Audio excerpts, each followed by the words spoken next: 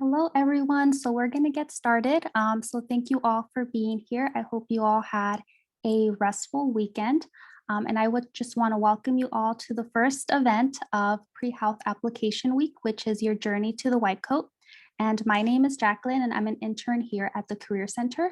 And PreHealth Application Week is a collaboration between College Academic Counseling, the Career Center, and Residential Life. And this session will be recorded and it'll be posted to our Career Center YouTube afterwards. And I want to take this chance to introduce PreHealth Application Week a little bit. So this whole week, we're going to have a series of presentations on a variety of different health schools with PreHealth admissions representatives. And this will include different schools such as nursing, psychiatry, optometry, pharmacy, or post-bac programs. So if you or anyone you know is interested in attending any of those sessions, please make sure to check out our website, which is prehealth.ucla.edu/application week, and we will make sure to add that link in the chat. And then also, this Friday is our health school fair. And it's April 16th from 12 to 3 p.m. And the health school fair gives students a chance to meet one-on-one with admissions representatives from over 50 health schools. So we'll give them a chance to ask more personal questions about maybe their application or the selection process or comparing programs or learning about financial aid options. And all students who attend the health school fair will be entered to win a test prep discounts for exams such as the MCAT and the GRE. And if you would like to register, please visit our website, prehealth.ucla.edu/application week. And again, we'll make sure to add that in the chat. But now I do want to turn it over to Pedro, who's going to introduce the PreMed community at UCLA, which is a student organization. So take it away, Pedro. Hi, everyone. My name is Pedro Perez, and I am a co-president and co-founder of the PreMed community at UCLA. Here with us today is Jenny Dapper, who is our organization's other co-president and co-founder. So we just want to let you know a little bit about who we are as an organization and what we've done in our time at UCLA. Our organization was designed to help students succeed in their journeys to medical school. We began last year after the start of the pandemic, when Jenny and I realized that quarantine was making it more difficult for pre-meds to obtain the resources they needed than ever before. And we decided to try to alleviate the increased difficulties that pre-meds were facing by starting this club so that pre-meds would be able to have easier time accessing the resources that they needed to complete their journey to medical school. I would say that one of the more important aspects of our club is that we are non-competitive and have year-round application cycles. We believe that all pre-meds should be able to access the resources and opportunities that they need to advance themselves, regardless of what their GPA is. And we want to make sure that they can join the club and gain access to these resources at any time of the year. Despite having only been established for around 10 months, we have been able to surpass about 750 members. And more importantly, we've been able to make a substantial amount of progress in our journey as a club. For one, we've been able to partner with two different test prep companies, which are Kaplan and the Princeton Review. And our partnership with these companies has allowed us to provide our members with discounted MCAT prep books, study courses, and even tutoring. We've also been able to partner with a number of different medical professionals and medical students to host a number of information events that our members can attend to receive more information about what steps they should take to increase their chances of being admitted into a medical school, and then also to get help with balancing school and their personal lives. In early December, we were able to partner with one of these medical students to help a few of our members gain permanent access to one-on-one guidance from that medical student throughout their journey at UCLA. And this was very special to us because, this is going to be guidance coming from a medical student who was in their shoes at one point and was able to get into, matriculate into their dream school. We've also created a few leadership opportunities for our members. Namely, we've established our own mentorship program where students who are new to UCLA, so freshmen and transfer students, are able to receive group or one-on-one guidance from more experienced pre-meds who are typically in their third or fourth years. We do plan to increase our impact on campus even more in the coming months, especially once things get back to normal and UCLA returns to in-person classes. For one, we plan to increase the amount of medical related events we host. While we do collaborate with a number of other clubs to participate in their medical events, we currently only host about 3 of our own throughout the quarter. So we hope to increase that to about 5 per quarter pretty soon, hopefully by the fall. We additionally plan to expand our mentorship program. As of now, we have about 70 members as a part of inside that program, and we hope to surpass about 100 members by the time the fall quarter starts to help more pre-meds get the guidance that they need to succeed. One of the bigger goals that we hope to achieve soon is providing our members with grants. As of now, we're able to provide an annual Kaplan grant that would award the receiver with hundreds of dollars in cap prep material. We hope to eventually partner with more organizations that will allow us to give our members grants for textbooks, school tech, class materials, or whatever it is that they need to do well at UCLA. We additionally plan to increase the number of volunteer opportunities we provide our members with. But it seems like that's going to be more likely to happen in the fall, considering that everything's online right now and it's a bit difficult to actually provide good opportunities online. So on the next slide, you'll see our club's QR code. And if you scan that code with your phone or your tablet, it will take us to our link tree, where you're going to be able to see our Instagram, our Facebook, and our website. You'll also find the links to our club's group chat, which are on Discord and GroupMe. These group chats are a place where our members are able to freely ask other members for the advice they need, and where members will often help each other network and gain access to the opportunities that they need to advance themselves. I want to thank you all for taking the time to attend this event, and we're really excited to have all of you here.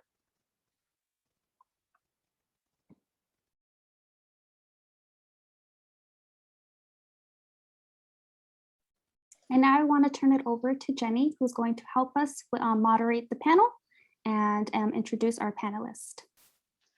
All right, well, hello everyone, good afternoon. It is an absolute pleasure to be here today. My name is Jenny Dabbert. I am the co-founder and co-president of the PreMed community along with Pedro. I'm a third year here on the PreMed path, and I am really excited to moderate this panel today. So I would like to introduce our panelists and have them introduce themselves. So we have Claudia Chambers from Creighton University School of Medicine and Agazia Lanier from Kaiser Permanente School of Medicine. All right. I don't know where we want to begin, but I can go ahead and introduce myself. I'm Dr. Chambers. I am an OBGYN by trade. I'm the Assistant Dean of Admissions at Creighton Phoenix Regional Campus, and I've been so for the past year and a half. I have been at Creighton for over 13 years, or at least affiliated with Creighton, and worked in several different roles, including clerkship director, the division chief, immediate past chair of the women's division. And so I have a long history with Creighton, and hopefully can help you understand who we are and why we think we are a potentially great fit for many of your students. All right, thank you so much. And sorry, Agasia, go ahead. It's okay. Good afternoon, everyone. It is a pleasure joining you on this webinar. I know there are a lot of you out there as I see how many participants have logged on. My name is Agasia Lanier. I am with Kaiser Permanente Bernard J. Tyson School of Medicine. We are a fairly new medical school and literally just opened our doors last July to our first cohort and just finished up the application cycle for our second cohort. So we are moving right along. I began with the school in November 2018 and have been very happy ever since. Before coming to the School of Medicine, I was in nursing admissions for about 8 years at my alma mater, Mount St. Mary's University in Los Angeles. So a lot of years in admissions, but just made the switch from nursing to medical school. And I'm so happy to be able to answer your questions today. And hopefully I might even meet a couple of you on Friday during some of those one-on-one appointments. Perfect, thank you so much. So now that we have our introductions out of the way, let's get started with our panel. So our first question is, who would you consider to be a strong candidate, and what qualities would you look for in an applicant? And either of you can start.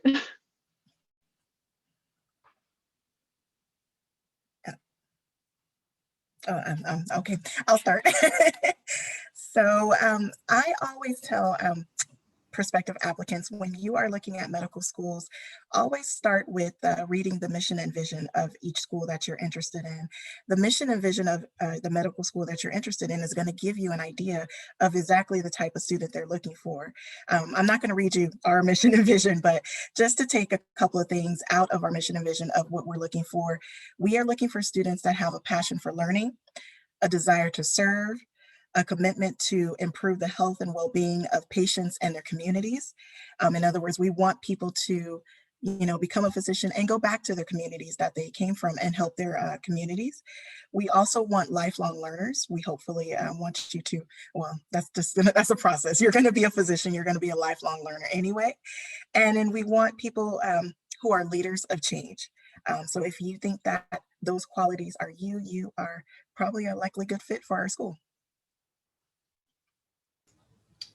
I would like to suggest that Acacia has the right first initial concept is looking at the mission and vision of every institution, I think is critical. We are a Jesuit institution. We are one of 4 Jesuit medical schools across the nation. As such, our practice is really around the practice of Jesuit tenets, which include commitment and service to others. So our institution is very much focused on serving the underserved, men and women for others, what we call magis or more, meaning this pursuit of excellence. And so I think when we look at who's going to be a good candidate for medical school, we're looking at individuals who have a clear commitment to the underserved, who are passionate about medicine and serving others, and then who have a strong academic background, who can manage the rigors of medical school, because it is a challenging experience and it is a long, arduous journey. And then for me, I think when we do our application cycles and go through our admissions committee, we're really looking for individuals with tenacity and the ability to have some resilience through the process. Perfect. Thank you for that. That is some great information to know. So our next question is, what does your admissions process and timeline look like? Who is involved with the admissions process, and are there any changes due to COVID? So Claudia, if you would like to start with that, that would be fantastic. All right, so our timeline obviously aligns with the AAMC timeline. So, applications will go out in July. Within a week or so of that, we will have our secondaries going out as well. We do have cutoffs for those and filters for which individuals will receive a secondary application. Creighton does have a rolling admissions process. So we do review applications through the course of the year. And so interviews don't necessarily all go out at once, and potentially you may get an interview offer throughout the course of the year. Things to keep in mind about our process and how COVID has changed that. I think like most other institutions, COVID pushed everyone to virtual interviews. And that certainly, I think, is going to continue over the course of the next academic cycle. What this will look like going forward, no one, I think, really knows, but most institutions are still doing the online interviews, and we also will be doing that. We have been lucky enough this year to have a hybrid version of our second look. And that's something we're hoping we'll be able to move towards again, and at least an in-person second look for potential candidates. But that's kind of a 30,000-foot view of what our application process looks like. Thank you. And Agasia, go ahead. Dr. Chambers just pretty much summed up a similar process to what we have as well. Same thing, we follow AAMC guidelines as well, as far as when we require our primary applications. For us, that would be October 1st would be our deadline for primary applications. And then November 1st would be our deadline for secondary applications. I'm just going to put this out there. I always tell every single person that is thinking about applying, apply as early as possible. Many of you may already know about the process called verification, and that process could be anywhere from 6 to 8 weeks, which means that we don't even receive your application until that process is completed. So the earlier you get your application in, the earlier we can review. And even if you have not taken the MCAT or plan to retake the MCAT, still submit that primary application. I'm going to stress that enough. So I wanted to start there. Same thing as far as how COVID has impacted us and many other medical schools. We are definitely going to be virtual for interviews for the 2022 Yeah, I said it, 2022 application cycle. I have no idea what's going to happen the next cycle. I'm just trying to take this one cycle at a time, and we'll go from there. So for sure, if you are looking at applying for the upcoming cycle, it is definitely going to be a virtual interview process. We also took the hybrid approach to Second Look, and we had Second Look weekend pretty much online, but we did bring in, or we began Second Look tours in person for our admitted students. Of course, we control how many people are in the medical school at one time, but we did that hybrid approach just to make sure everybody has a chance to get to know everyone in the school and also take a look at the school as well. Thank you. That hybrid approach is really awesome. And I'm really glad that you guys mentioned applying early as well. That is super important. So next up is, what would you consider to be the components of a competitive application aside from GPA and test scores like the MCAT, with consideration for, you know, personal statements and letters of rec? What would you guys really consider to be strong? And either if you can start. So, as mentioned before, we are very service oriented in our institution. So really having a depth and breadth of service experience is really critical for us. So we really like to see people who have a long commitment to service, not just starting at the time of their application, and ones that continue to do service throughout the application cycle. So when we get updates, they're still engaged, still working on service. When it comes to non-medical service, really we'd like to refer it as more non-medical medical experience, excuse me. Medical experience is really just saying that you understand what it means to be a physician. So you've worked with physicians. We used to really lean towards those who've had experience in primary care, but now in light of the COVID pandemic, we know it's very difficult to get shadowing experience. And so for many, we'll look at and consider things like scribing and other alternatives to get into that clinical world and get exposure to the medical experience. So we've had people who have done things as unique as being EMTs or CRNAs or MAs. But again, traditional shadowing is also valued.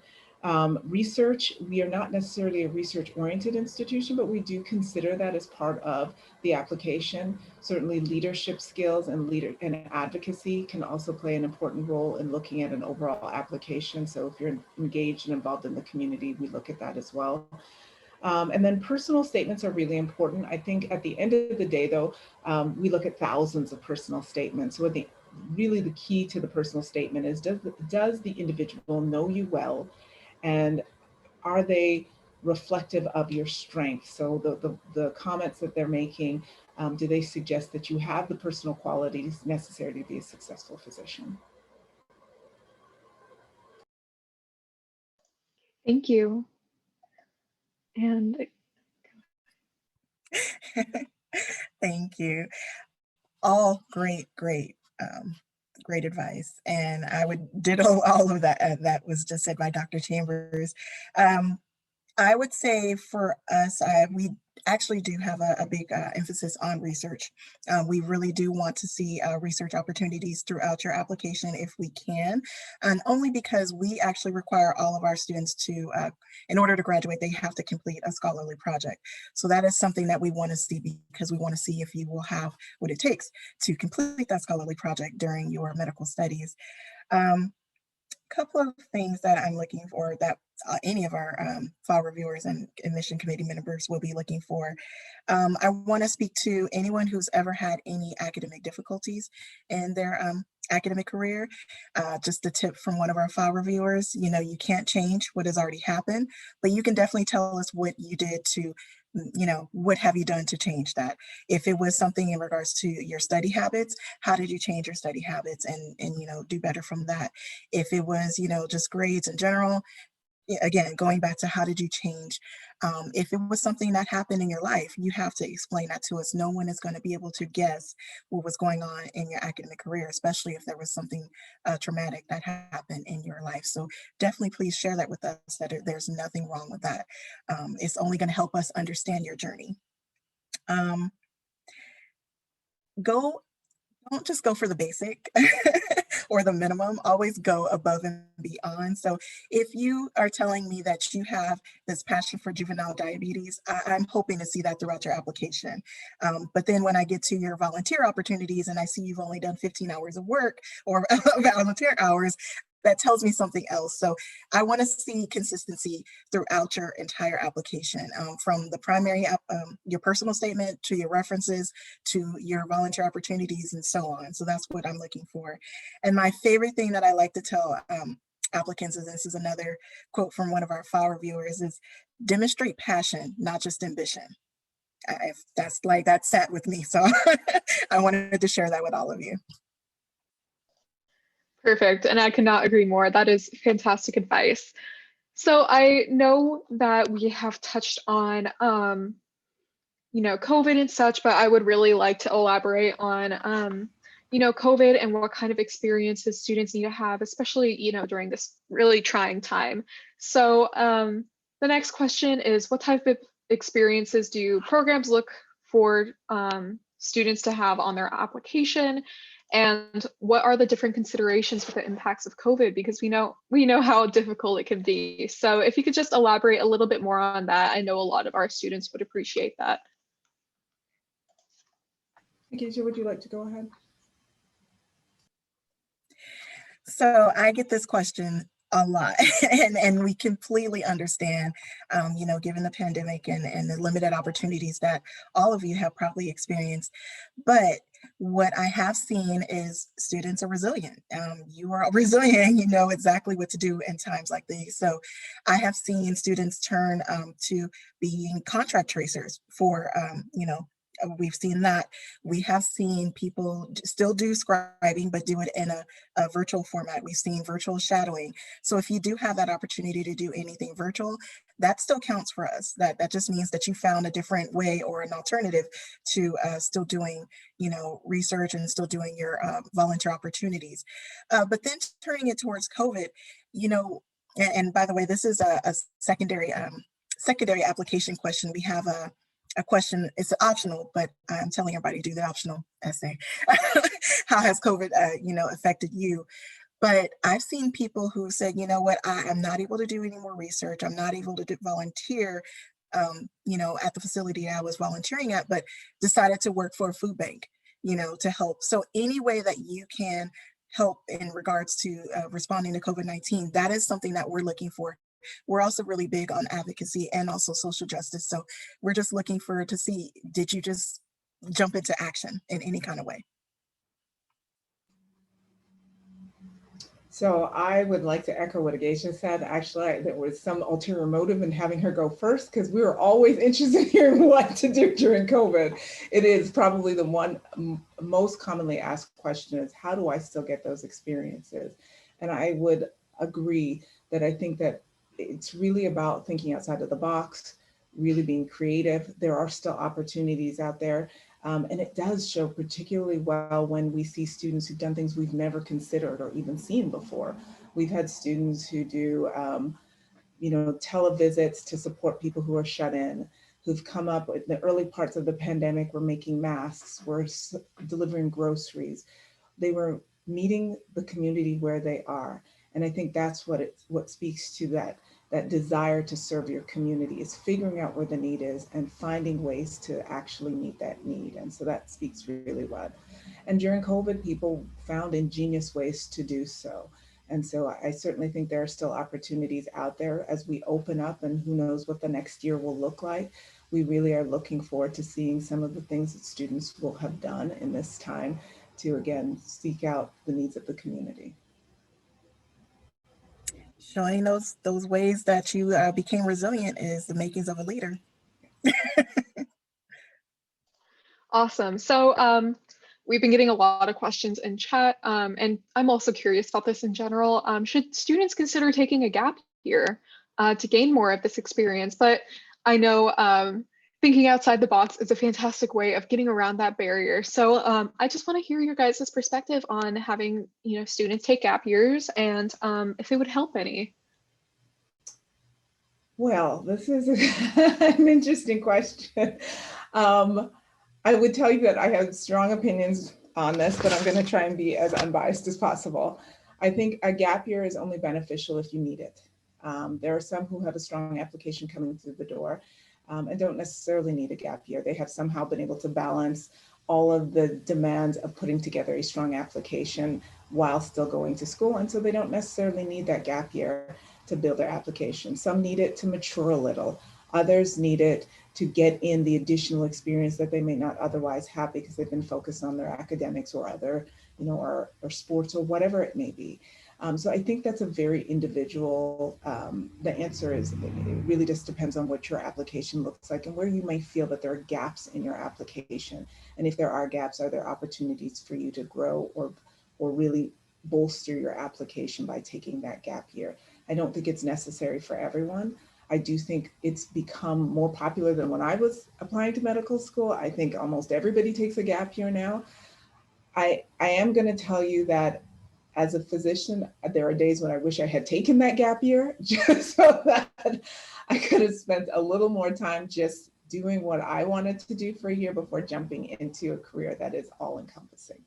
So those are my thoughts on the gap year. I completely agree with Dr. Chambers. Not everybody needs a gap year, and I have affectionately started calling it a growth year instead of a gap year, because that is pretty much what I'm hoping that you are doing, is growing, in regards to what you're doing beyond your application. People that do decide to take that growth year do it for different reasons. Maybe it is because you want to boost your GPA, if that wasn't something that you needed to do. Maybe honestly, medical school is not cheap. So sometimes maybe it's really just a matter of you just needed some time to save up some money, depending on what you're going to do and where you're going to go. That's okay too, and that's okay to say. Maybe it is just making sure your family is okay. Some of us have family obligations that we need to take care of before we jump right back into school. Me personally, I took a couple of gap years, growth years, before I decided to go back to school and earn my master's. But it really just depends on what you want to do with that. Now, when you do mention that you took a gap year in your application, the first thing I'm going to look for is, okay, what did you do? And if it doesn't kind of seem to add up there, that's where I'm going to start to question, and any other, file review or admission committee member will also start to question as well. So whatever you decide to do, if you have taken a gap year or years, it's okay. If it's more than one, just, make sure you use it wisely and that you're doing something meaningful that is definitely going to help your application. Absolutely. And I love that term, growth year. That makes me happy. I love that. So we are actually on our last question. So what advice would you give to someone applying this upcoming cycle? And you can keep this as short and sweet, or as you'd like, or, elaborate a little bit, So go ahead. Be flexible. Be flexible and adaptable. COVID has thrown us a curve that none of us expected. Be flexible, be adaptable. I don't know if this is what people are calling the Fauci effect. A lot of applications have come in. Be mindful that the medical school process is competitive. It is a long process. Don't drive yourself crazy during the process. It's okay. Definitely find support. For example, this PreMed Society sounds like this is a very supportive, society. So definitely keep your support.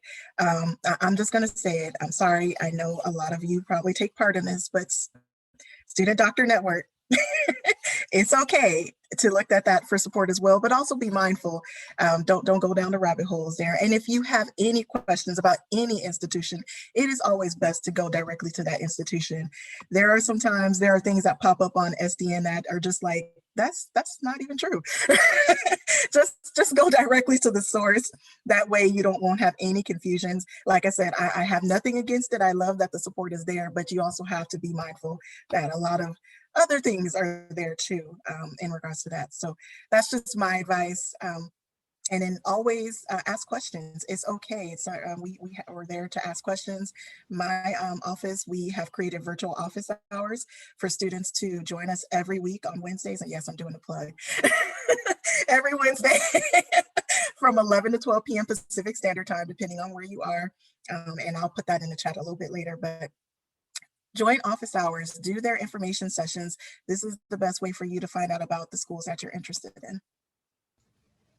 Yeah, I think Agasia's got it right on. We have office hours too, but I would agree the flexibility is critical this year because as we roll out this new cycle, I suspect that there are going to be changes even mid-cycle as we go through the cycle, depending on what COVID does and how things progress this year. I think as you enter the cycle, it is important to reach out to your advisors, to make contact, do updates. That's also very much critical. I also really think it's important for students to do what they love. If you're not enjoying the experience, this is not the right direction for you to take. So it's painful. It takes a long time. It's a lot of commitment, a lot of energy that goes into this. So make sure that you really love what you're doing every single day. That's really all I have. I think we've covered most of it. Perfect. Thank you so much, both of you. That was fantastic. So that was our last question for the panel. Jackie, should we open it up to the Q&A? Yes, but before that, I do want to share my screen for a little bit.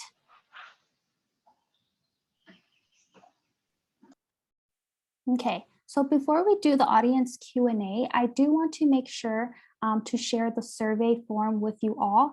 So this form is for all students, all attendees, to just share feedback about the presentation today and just give us just tell us anything that you found helpful or didn't find helpful, and we'll make sure to put the link in the chat. But I will turn it back to Jenny for the audience Q&A. Awesome. So throughout our panel, I did get a few questions, but if anyone would like to unmute and speak up, feel free to, but I am going to quickly go through the questions that I received. All right, we covered that one. This one was about gap year. Thank you for all your advice with gap year. I actually didn't know that. So that was very informative. Okay, this is from Jennifer Fox. She says, should letters of recommendations be submitted at the time you submit your primary application, or is it possible to be submitted later on? So if either, oh, go ahead, sorry. For my school, it doesn't have, it could be submitted a little bit later after the primary application. For example, our primary application is due by October 1st, but you still have up until November 1st to get everything else in. The only thing we really need to start the review process would be your primary application and MCAT score, and then we can continue. But I would definitely get it in before November 1st would be when you would have that final cutoff for your letters of reference for us. Okay. Ours, letters of recommendation are required in order for the application to be complete. But before I go any further, I actually wanted to introduce Monica Sanchez, who's our Director of Admissions. I think the question did come up earlier about our team. We actually have a very large, robust team at Creighton because we are 2 campuses. So we have a dean on that campus, on the Omaha campus, Dr. Cavallari, as well as a Director of Admissions, Ryan Wessel, who is his right hand, and then myself on the Phoenix campus, and Monica Sanchez, who is our director on the Phoenix campus as well.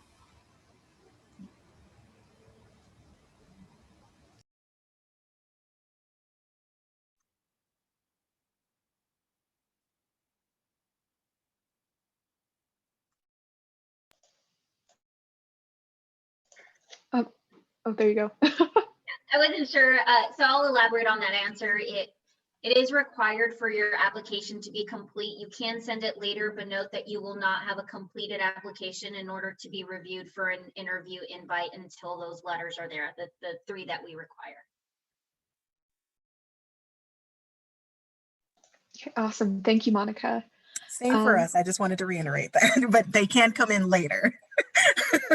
Okay. But you won't be considered complete without. Perfect. Thank you, guys. So we have another question. Ryan Tran asked if will you count virtual shadowing and online lab courses as equivalent to the in-person versions? You said online lab courses? Yes. Okay. So generally, we don't discriminate necessarily between online and in person. And then virtual shadowing, absolutely, we've considered that equivalent. Yeah, given what we're going through right now, where we're not opposed to anything that's virtual at this current moment, and I don't think pretty much any other medical school is really not doing that at the current moment. But again, it always doesn't hurt to ask specifically of the schools that you are interested in. Okay, awesome. And are you looking for a certain amount of hours for shadowing and volunteering, or are you looking more for like a commitment and like passion towards that area, or a mixture of both? This is a question that comes up all the time. Mhm. We don't have a magic number, No. but certainly, we'd like to see some experience there. I don't think 10 hours is going to be enough to know if this is a career you want to do for the rest of your life. But does it have to be 2,000 hours? No. I would tell you that we would expect to see somewhere over at least 40 hours to say that you've seen enough, but not limited to that, because I do think it's important to get a full understanding of the field and the different aspects of the field.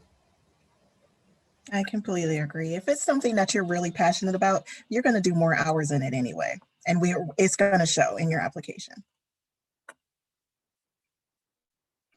Okay, good to know. Good to know. Wow, we have a lot of questions. So this one should be a relatively quick answer, but when is the latest date to take the MCAT and then still submit a strong application?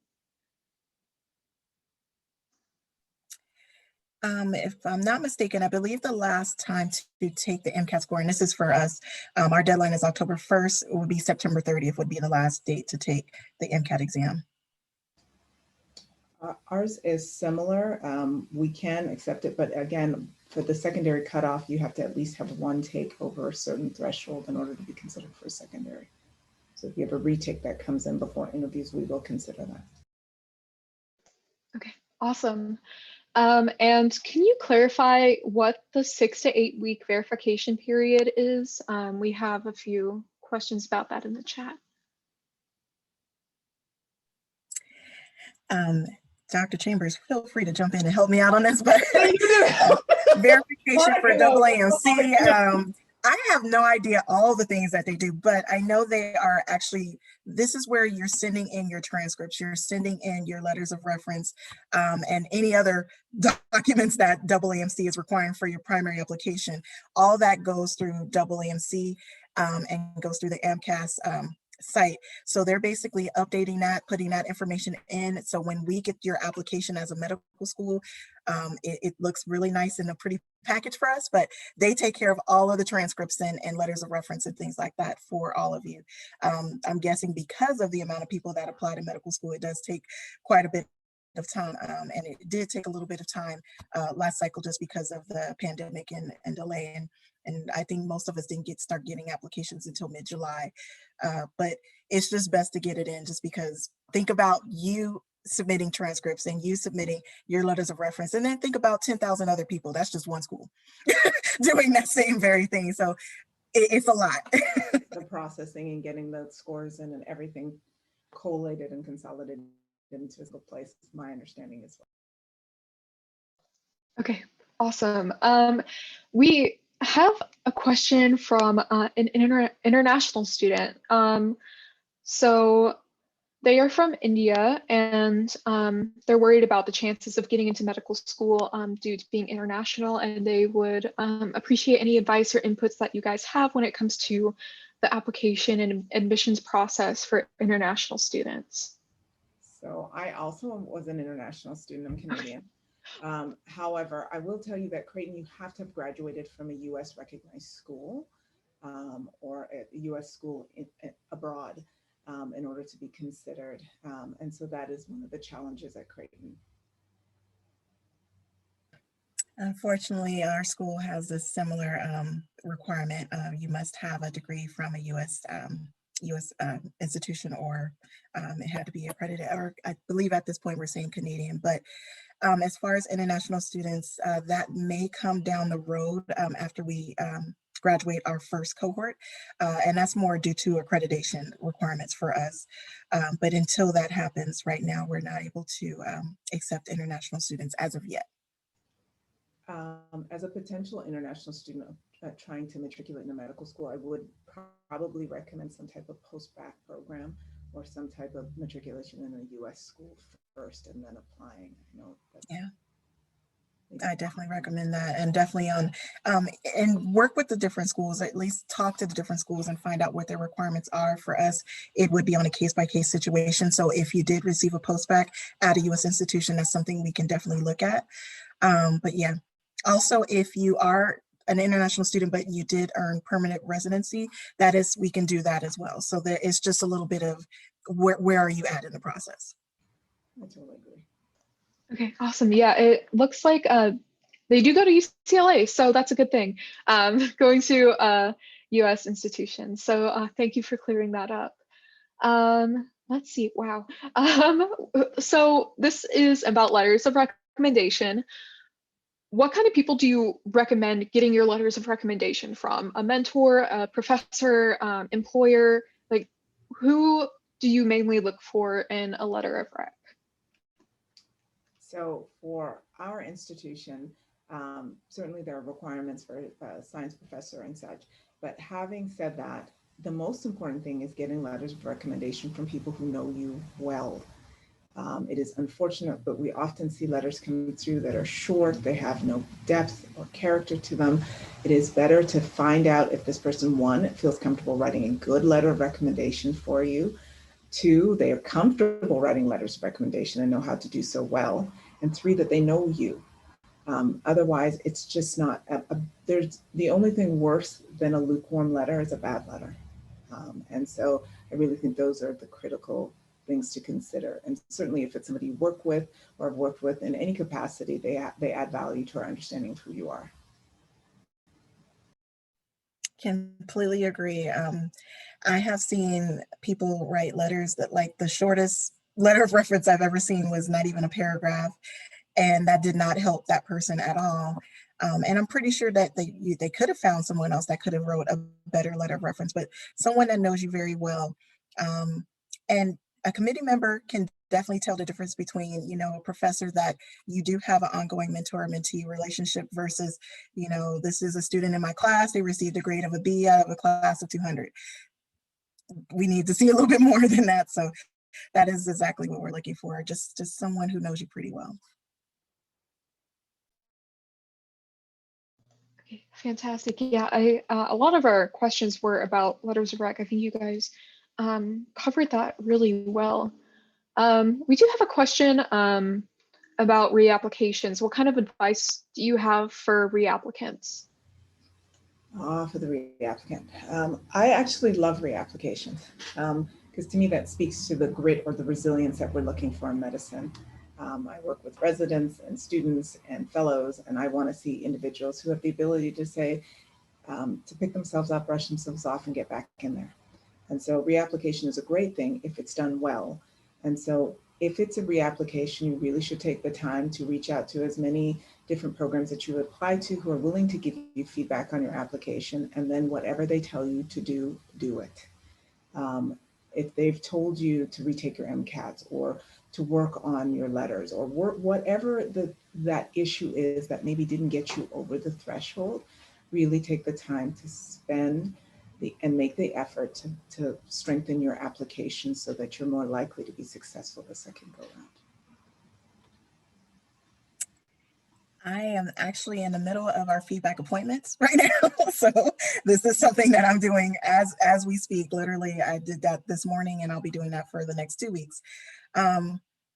Anytime I offer feedback, I always appreciate people that do ask for feedback versus just being a little bit bitter about the decision that they probably just received. But it's okay. And if the school doesn't offer feedback, then that's when I would suggest going to your health professions advisor or going to a career center and asking for feedback as well. You'd be surprised some of the things that you might have missed that somebody else can pick up on. A couple of things for reapplicants. Always just go through your application and just double check everything. You never know, there might be something that you missed. For me, I'm looking for, and when I'm speaking, I'm saying because I also review files too. I'm looking for, what have you learned? What have you done since then? Did you do a reflection on, what took place before during that application cycle, and what changed, and what are you going to do differently if something needed to be updated? Definitely follow the advice if you did receive some feedback from during an appointment. Um, and yeah, you'd be surprised. Like I said, I don't know how many people I've told to apply earlier that was like the farthest thing from their mind. So that's just one little tiny thing. But yeah. Awesome. This is a question about the MCAT. So, do you have MCAT subsection or overall score cutoffs? Yeah, I guess that's the question. Sorry, I'm a little confused with the wording. I tried to put that out there as best as I could. So the MCAT does have percentiles. Do we have official no-go numbers? Not necessarily, but certainly we do, or the committee will look very critically at an individual who maybe has fallen short in two different areas, especially those areas that are critical to their success in medical school, like, chem phys and bio, and then both of those areas, they fall below the 60th percentile or something of the like. Or a certain single area where you fall very low on the scoring, so below the 35th percentile or 40th. But we look at our applications in a holistic way. And so one area may not be sufficient for us to say you're not a good candidate. You may still have strong GPA. You may have other things that make you a good candidate, but certainly we look at all of those things as the total picture before we make a decision. That is the beauty of the holistic review. And for me personally, I don't know if I can make this recommendation. Maybe you look for schools that do holistic review. That's just me. We look at everything, and it's not just, your MCAT score, your GPA. Not that I'm saying that's not a factor that we don't take into account, but it's not the only thing. And just echoing what Dr. Chambers mentioned, there are areas that certain committee members will be looking at, such as what she mentioned as well. Another one that I want to bring up is your CARS score, or CARS percentile. That is a really big thing. If you are below 60 percentile, that is something that me as a file reviewer would tell you, consider retaking the MCAT, because we would want to see an increase in that area. I think we were still talking about what we're MCAT scores and sections, though. Those are probably be the biggest things. We don't have a cutoff, so there's no minimum GPA or no minimum MCAT score that we're looking for. But I will say this, definitely want you to be above a 500 to be considered competitive. I'm just going to put that out there now. You need to be above 500 to be considered competitive. Remember, I said there are a ton of people. I think last year was well over 53,000 students that applied to medical school in general. Mm-hmm. So you have competition. So you need to be above a 500 just to be in the game. I think, like I say, you put it there correctly. This year was one of the most competitive years. The mean MCAT score was 511. And we've even saw an uptick in our potential matriculants. So it was a very competitive year. That is intense. Yeah, I mean, for me personally, I'm not the best test taker, so I am scared to take the MCAT, but this is a really good information to know. Looks like we're gonna be studying pretty hard. All right, this question is about research. So how important is research when weighing and the comparison of like volunteer experience, clinical experience, and shadowing?